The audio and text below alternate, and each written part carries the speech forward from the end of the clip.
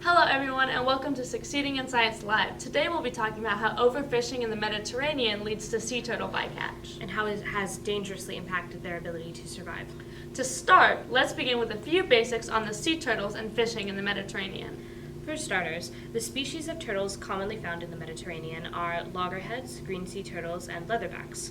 Only green and loggerhead turtles are known to breed in the area, but all three species are vital to the ecosystem's survival. Did you know the Mediterranean Sea has an annual catch of about 827,000 tons of fish? The most common fish in the Mediterranean include anchovies, sardines, swordfish, mackerels, red mullet, bream, and sea bass. And about 75% of all their fish stocks are overfished.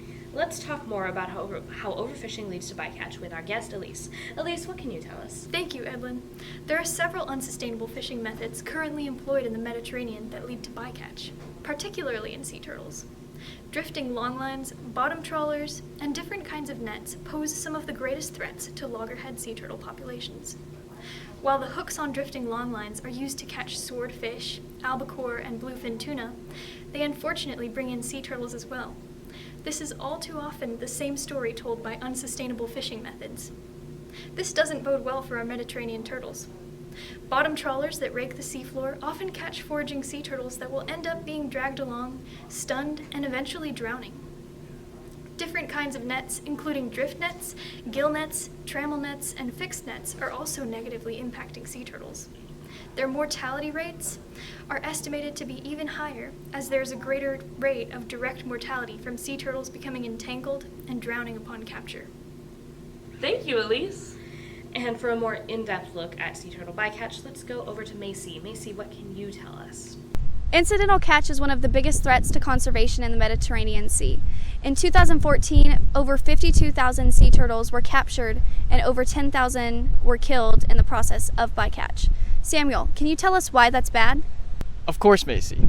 This is bad news because sea turtles are one of the only animals on the planet that consume seagrass. Seagrass beds are important because they provide shelter for many different species and quite literally comb the water of sediment. Now you may be wondering, if seagrass is so great, why is the lack of its consumption a bad thing? Well, to that I say, eutrophication. Eutrophication is the process by which a body of water becomes overly enriched with nutrients and life is quite literally choked out as a result. This causes harmful algae blooms that overconsume oxygen and block out the sun, killing plants and animals alike.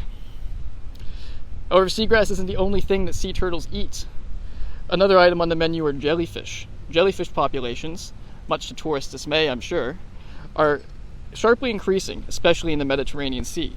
This means an increase in clogged intakes, the likes of power plants and such, fishing interference, death amongst fish populations, and of course, stinks. Sea turtles also help dune ecosystems. As many of you probably know, sea turtles lay their eggs on beaches. As many of you also probably know, many of these babies never make it to the water. These doomed babies, as well as the unhatched eggs, help the dune ecosystem thrive, not just by filling the bellies of gulls and crabs, but also by providing nutrients for plant life that helps them grow and keep the dune ecosystem together to combat erosion. This is important because it is estimated that much of the Mediterranean coastline is currently eroding with no sign of stopping. As you can see, sea turtles provide a lot more than an Instagram story that makes your friends jealous. I see. Is there any hope for these poor creatures?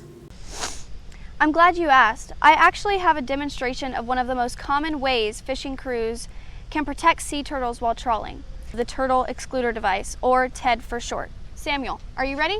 Oh, Macy, that was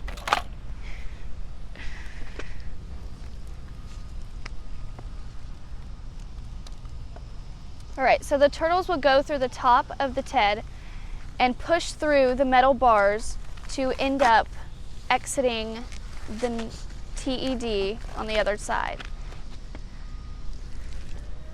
And that's how it's done. But my brain, that's brilliant! TEDs help sea turtles so much, they should definitely be utilized more. Back to you, Aaliyah. Thank you, Samuel. Well, folks, I hope you've learned some new things today. I certainly have. So did I. And remember, whether you're commercial fishing or fishing for sport, stay safe and aware as you head out onto the water, and thank you for joining us on Succeeding in Science Live.